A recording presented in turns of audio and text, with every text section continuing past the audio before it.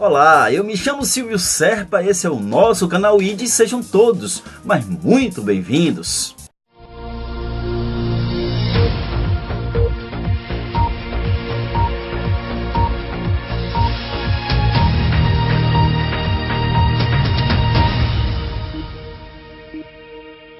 Que Deus abençoe a sua vida, a vida da sua família e de toda a sua parentela.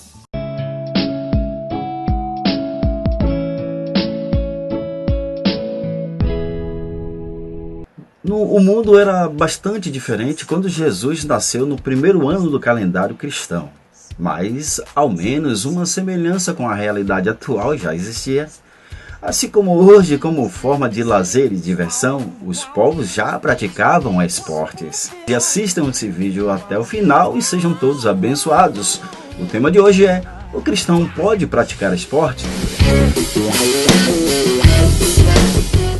Na Grécia Antiga, os Jogos Olímpicos, que começaram a ser realizados no século 8 a.C., estavam em declínio, mas ainda eram celebrados regularmente e seriam até o século 4 d.C.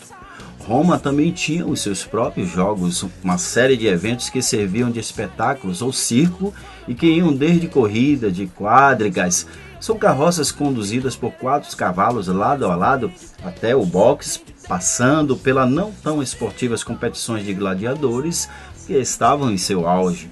Mas que esporte praticava o povo hebreu? A primeira referência esportiva relativa aos hebreus é encontrada 2 séculos antes do nascimento de Jesus. Em 175 a.C., o sumo sacerdote em Jerusalém, chamado Jassã, construiu um estádio de estilo grego, um espaço para praticar lutas, boxe, natação e outras modalidades, e uma tentativa de helenizar a cidade. Alguns textos acusam a Jassã de forçar as pessoas a adotar o modo de vida grego, incluindo a prática de esportes. A enciclopédia judia na internet diz que os esportes se tornaram uma moda tão forte, inclusive entre os rabinos, que os mais conservadores ficaram horrorizados. No fim, Jassã acabou perdendo o cargo de sumo sacerdote por causa de seu envolvimento em disputas de poder. Esse também foi o fim do seu estádio, que na época em que Jesus nasceu já tinha virado uma lembrança distante. Mas perto do nascimento de Jesus, o rei Herodes reintroduziu o atletismo na vida judia com a construção de um novo estádio no século 7 a.C. e a criação de jogos periódicos para honrar a César.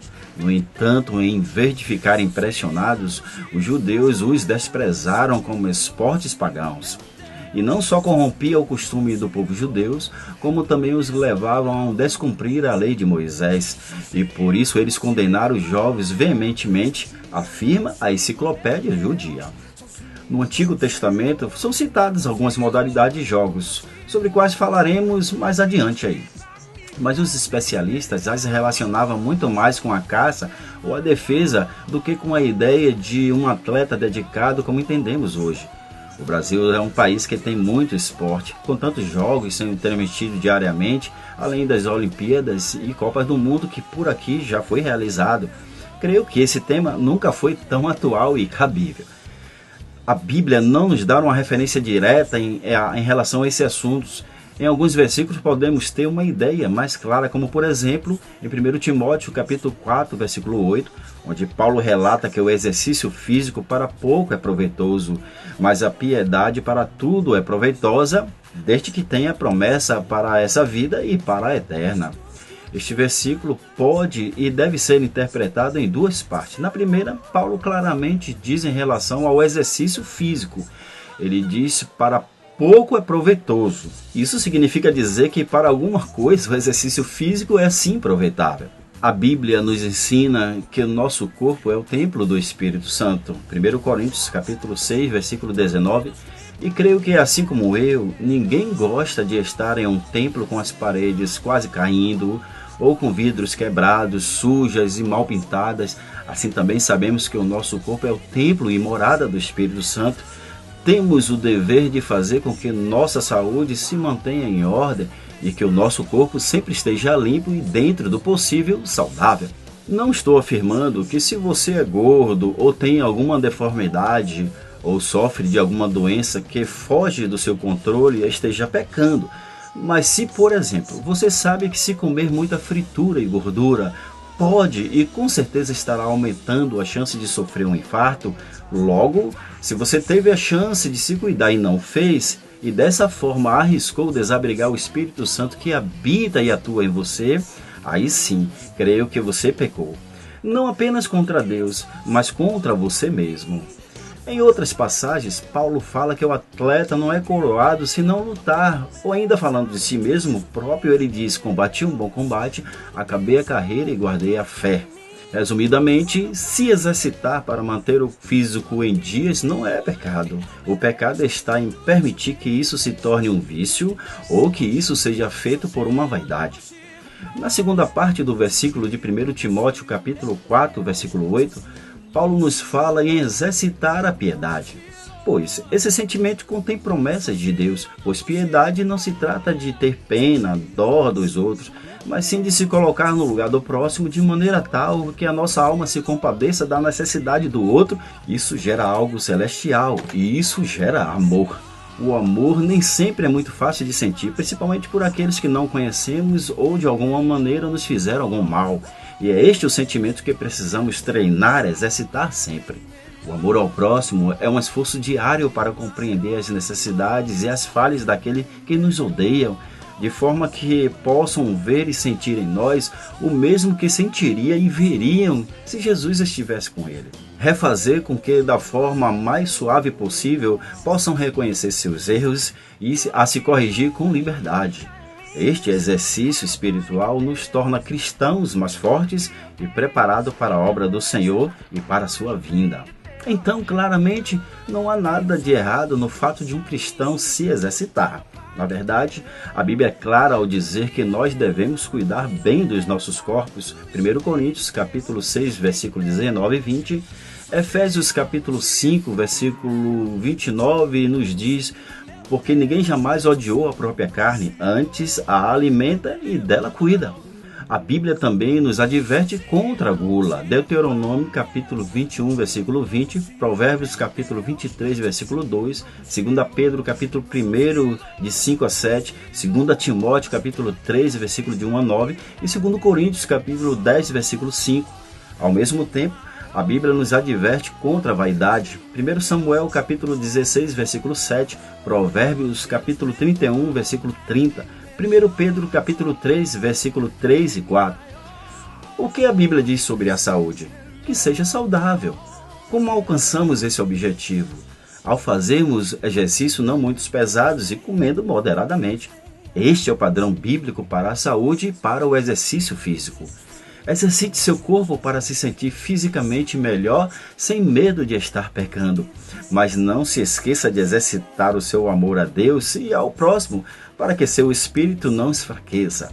Prezados, exercício físico são saudáveis e fazem bem. Cuidar do corpo é mais do que uma obrigação do cristão. Entretanto, se a motivação do que se exercita não é glorificar ao Senhor através de uma saúde perfeita, peca contra o Eterno, fazendo do corpo um instrumento de idolatria.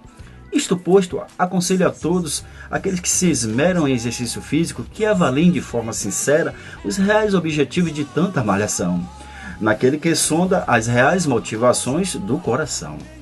Bom, o cristão pode ou não praticar esporte? É claro que pode. Nós não podemos condenar o esporte por causa dos abusos que alguns exercem ao praticá-lo. Se os abusos fossem motivo para condenar o esporte, teríamos que condenar também a comida e a bebida, porque ao comer e beber muitos praticam abusos. Teríamos que condenar o trabalho, porque ao trabalhar muitos cometem abusos também. Ao dizer que o cristão pode praticar esporte, entendemos que é através de uma prática honesta, limpa e cordial. Esportista pode até dar testemunho da sua fé. Jesus disse: assim brilhe a vossa luz diante dos homens, para que vejam as vossas boas obras e glorifiquem ao vosso Pai que está nos céus. Mateus capítulo 5, versículo 16. Deixar brilhar a luz da fé também se pode no esporte, e é isso que o cristão deve fazer. Em nenhum texto da Bíblia o esporte é proibido. Pelo contrário, o esporte é usado como exemplo da nossa luta e corrida para o céu. Vê aí 1 Coríntios capítulo 9 e Gálatas capítulo 2. A coroa de que falam os textos de Tiago capítulo 1, versículo 12, 1 Pedro capítulo 5, versículo 4 e Apocalipse capítulo 3, versículo 11, é uma figura tirada das corridas dos atletas gregos, nas quais os vencedores ganhavam uma coroa de ouro como prêmio pela vitória. Assim como Jesus usou figuras e exemplos terrenos para ilustrar as verdades celestiais, assim o Novo Testamento usa essas figuras para ilustrar a vida cristã. Cristãos estão constantemente ameaçados por tentações do diabo, e principalmente nas horas de lazer as tentações são mais fortes. Por isso, o esporte praticado com correção, assim como a oração, o trabalho e a leitura, é um meio de ocupar tanto a mente quanto o corpo em uma atividade útil, não deixando que eles tenham oportunidade para pecar. A Bíblia é clara em relação à responsabilidade que nós temos para com a nossa saúde física. Nós devemos cuidar para que a saúde física não seja prejudicada, pois tudo que prejudica a saúde do corpo é pecado contra o mandamento que diz não matar. Considerando que a prática do esporte é fundamental para melhorar o nosso condicionamento físico, ele pode ser praticado com a aprovação de Deus. Diante desses fatos, não podemos tirar outra conclusão senão esta. Enquanto cristão não furtar o tempo que deve dedicar exclusivamente a Deus ou a sua família, ele pode e deve praticar esporte sim. Muito bem, esse foi mais um vídeo aí na série aí do nosso canal ID. Espero que todos tenham sido abençoados com esse tema, né? O cristão pode praticar esporte? É claro que pode, meus amados e meus queridos irmãos. Olha, agora eu quero te fazer aquele pedido tão especial, tão carinhoso. Aí embaixo, por aí você olha aí, tem um botão chamado inscreva-se. Inscreva-se no nosso canal, dê o seu like, dê o seu joinha e sejamos todos abençoados, viu? Até os próximos vídeos, se Deus assim nos permitir. Lembrando, ative também aquele sininho para que você receba novas notificações de postagem novas, de novos vídeos, é claro. Deus abençoe a todos, até lá!